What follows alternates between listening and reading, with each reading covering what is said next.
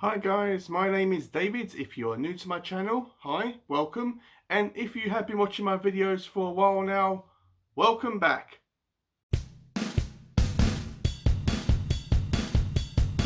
So the novel that I will be talking about today is Snapshot by Brandon Sanderson.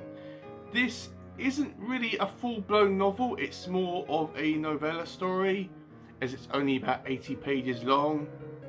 And unlike most of Brandon Sanderson's work, it's not set in his Cosmere universe, where it's not connected to any of his other works. It's just a standalone short story or novella. So this story was published on the 17th of February 2007, and it is a sci-fi mystery book. But it does have elements of detective work in it, so it could be classified as a sci-fi detective story. So before I get into telling you guys what the story is all about, I just want to say my usual things here. This is going to be a spoiler-free video. I'm not going to spoil anything about this story, and this is going to be my own thoughts and opinions regarding this book. So what is this story all about? First off, I just want to tell you guys a little bit about the setting of this book, because I feel that that's important. This book is set in a town or a city called New Clipperton, and it's a vast city. And below this vast city is a facility where it enables detectives or police officers to go into this facility under this town or this city, and they use this to live out past days so they can relive past crimes and try to solve them and figure out who committed them and why they did it. And this is what is called throughout the book a snapshot. So for example, it could be a specific day in the past where detectives go to that specific day and time, and they go there specifically to investigate a murder or a crime of some sort. That is what they classify as a snapshot. And this whole organization or whatever, this whole facility is called the Snapshot Project. And yeah, that's basically what it is. Also, I just want to make it crystal clear, guys, that this isn't real life. This snapshot is emulating real life. So if you're a Star Trek fan, think of the holodeck, where you can go into a room and it generates a surrounding for you. In this case, it's an entire city of Clipperton. That's such a hard word to actually say. And but everyone around you is fake. Everything, everybody that's around you, everything that's around you, buildings, cars, is completely fake. It's not real. But everyone that you interact in this scenario can see you, and they can interact with you, and they regard you as a real person. So when people go into a snapshot, they have to follow strict guidelines and rules. These rules include they cannot change anything. They have to follow the rules exactly. They have to observe and investigate these crimes without interfering with anything that's happened. They cannot save people. They cannot prevent the crime from actually happening in the first place, because if they did, it wouldn't really matter in the outcome of the real world. And throughout the story, there are things called deviations. Now, a deviation means that you cannot make any changes to the situations. Like, as I said, you cannot prevent the crime from happening, you cannot apprehend the suspects, you cannot question them, although you can question them, but you cannot stop them from committing the crime, you cannot save people, and you cannot ultimately prevent the crime from actually physically happening in the first place. You are strictly there to observe. And deviations are strictly forbidden for any detectives or policemen going into this situation or these snapshots. So another term that you will come across while you're reading this story is a dupe. Now, a dupe is basically a fake person. So if I was to go into a snapshot, obviously I'm a real person, or last time I checked anyway, and I would be the only real thing happening in this snapshot, or this hologram or whatever. But everyone else around me would be a recreation of that past day or the past events. So they would be a fake person. So they would be classified as a dupe. One other rule of being in a snapshot is that you cannot physically take something out of the environment and bring it back with you to the real world. If you were to do this, I would imagine that it would simply disappear when the snapshot was turned off, or it actually is turned off. So for example, if this Kindle, for example, was a murder weapon or evidence in a crime, then I physically couldn't go into a snapshot and pick up this and bring it out with me to keep it as evidence. I couldn't actually do that. But if I was to go into a snapshot and have a meal, like for dinner or lunch or whatever, like if I was to go in there and eat a sandwich, then the sandwich would physically still be in my stomach when I left the snapshot and when it was turned off. This is implied that any object can be taken out of a snapshot. It doesn't have to be food. Like there are scenarios or ideas that the main character, because he collects coins, that he says, oh, I can swallow this rare coin and it will be in my stomach, and when I leave this snapshot and when it's turned off, then I can retrieve it. So I come to the most important rule that you will probably have in your mind while you're watching this video, is that can you get hurt when you are in a snapshot, or can you get killed when you're in this situation? Yes, you can. You can die in a snapshot. If someone shoots at you or stabs you or kills you in any way, you can get hurt or killed if it's that serious. So if you were to be run over, you would die. If you was to fall off a building, you would die. Shot, stabbed, you would die.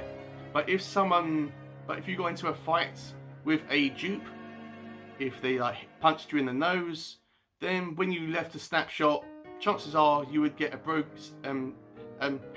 a broken nose, and it would probably hurt like hell. So when you go into a snapshot, you've got to be really careful, and that is why deviations are really important. You are only supposed to go into snapshots to observe the situation. So with the main story, we are focusing on two main characters that we are with throughout the whole story, and they are Davis and Chaz.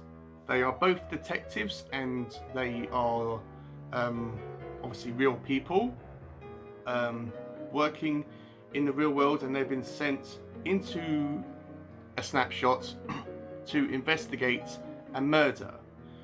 And this original crime that they are going in to actually investigate is the murder of the mayor's nephew, and they are just hanging around, observing and trying to witness this crime happening so they can testify in real life. Davis is a very serious type of person. He isn't very laid back. He's very stiff, and he's very serious and dedicated to his job and the situation at hand. Although he does have a very big obsession with collecting coins. It's a topic that he brings up numerous times throughout the book. Chaz, on the other hand, is the laid back type of character. He is more willing to have a laugh, and he, as I said, he's more relaxed than Davis. Like Davis's obsession with collecting coins, Chaz's obsession throughout the novel, some of it anyway, is to do with eating mustard or having mustard on his food. And their chemistry is really good. They are partners, and they work with each other really well, although we are led to believe. And as I said, this crime is happening in the real city of New Clipperton, and this snapshot is a recreation of the city and the situation when the mayor's nephew was murdered. So when they are trying to follow this murder suspect, they accidentally come across a abandoned building, which they go into. I'm not sure why, but they go into it, and they come across a big swimming pool, and this swimming pool has got loads of deceased bodies in it, and they come across a new murder suspect or a new killer on the loose that they weren't aware of, that no one told them that, oh, by the way, there's this new killer on the loose, and there's this crime there's this crime that should have actually been reported nationwide, but it wasn't for some weird reason, and it was hushed up. So this killer has been given the name of the photographer. I'm not really sure why he's called the photographer. If you know why he's called that, let me know in the comments down below. But this guy, we are Chaz and Davis are investigating this new killer. They've kind of forgotten why they were there, to investigate the mayor's nephew's death, and they are investigating this new serial killer called the photographer. And they go to numerous locations and talk to different people and or dupes, and they try to put all the puzzle pieces together and try to figure out why this person is doing what they're doing, and to try to observe them and to try to prevent this from happening in the real world. So as you can imagine, Davis and Chaz do apprehend or do come across the killer, and they kind of learn or sort of why he is doing what he's doing. And yeah, it's a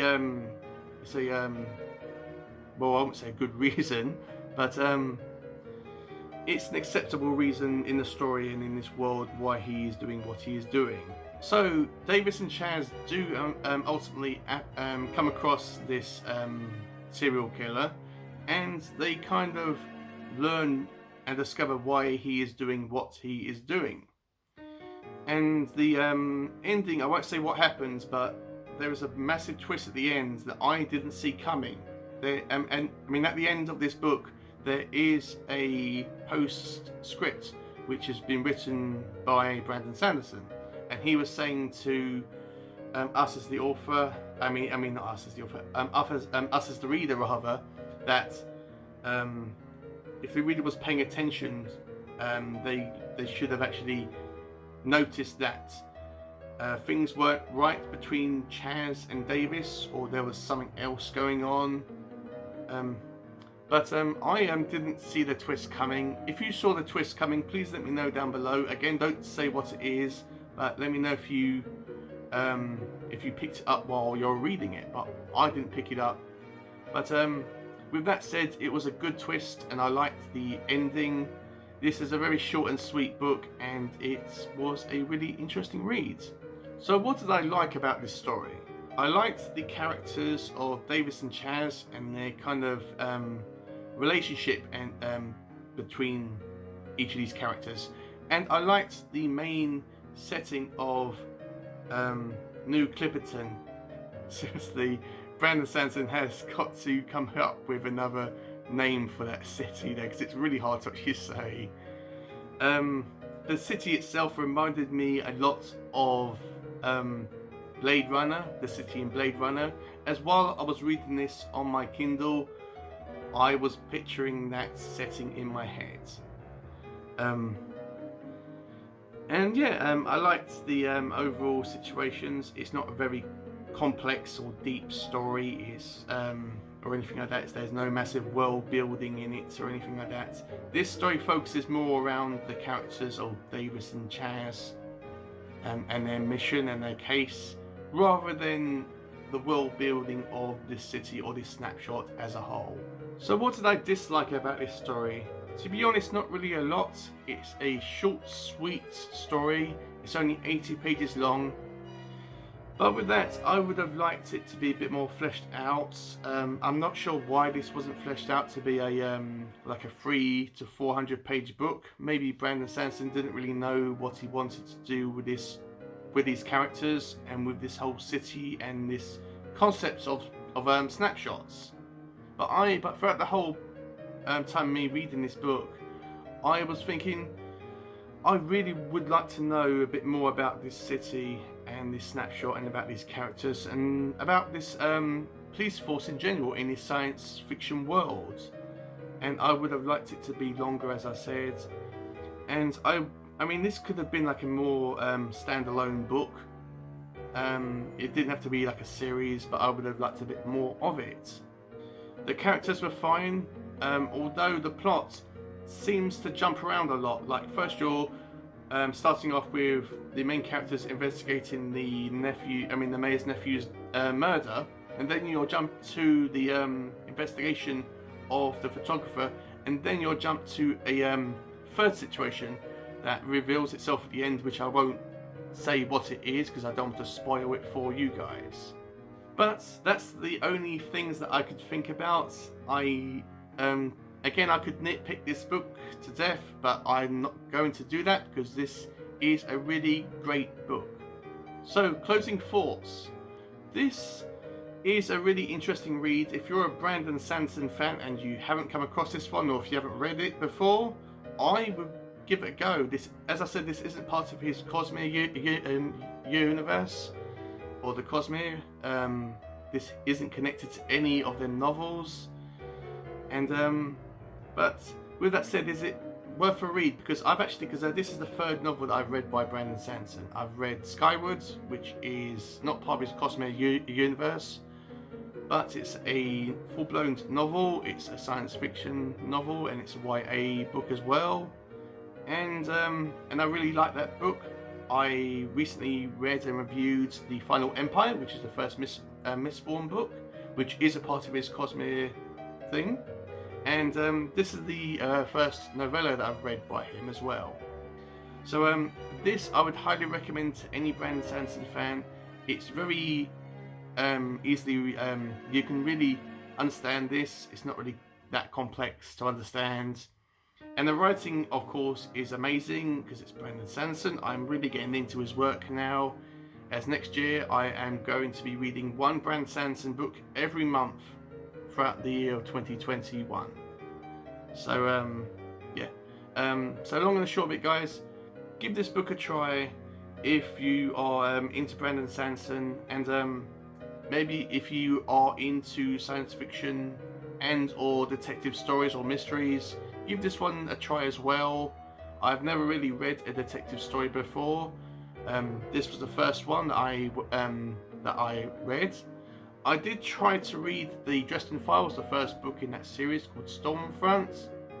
Although I did DNF it, but that was before I was reading on a regular basis. But next year I am going to be trying to, well, I wouldn't say reread it, but I'm going to go and reread that book again. So what am I going to rate Snapshot by Brandon Sanderson? I'm going to give it a 3 stars out of 5. This was a very short book. You could read this in 2 or 3 days, and but again, I would have liked a bit more of it, but it's a really good book, and that's what I'm going to give it. So that's it, guys. That is my review on Snapshot by Brandon Sanderson. If you've enjoyed this video, please give it a massive like. Comment down below, let me know if you've read this, if you've enjoyed it, if you didn't enjoy it, and let me know if you have been inspired by this video, if I've maybe encouraged you to pick it up. If you're a Brandon Sanderson fan or not, let me know if I've inspired you to pick this one up. And if you've enjoyed this video as a whole, please consider smashing that subscribe button. It really helps the channel out, and it helps the channel grow as well. If you do subscribe, please click on the little bell notification, just so you know whenever I upload videos, which is every Monday and Friday. So like, comment, subscribe, do whatever you want to do, guys. And lastly, stay safe, stay healthy, and always keep reading, and I will see you all in my next video.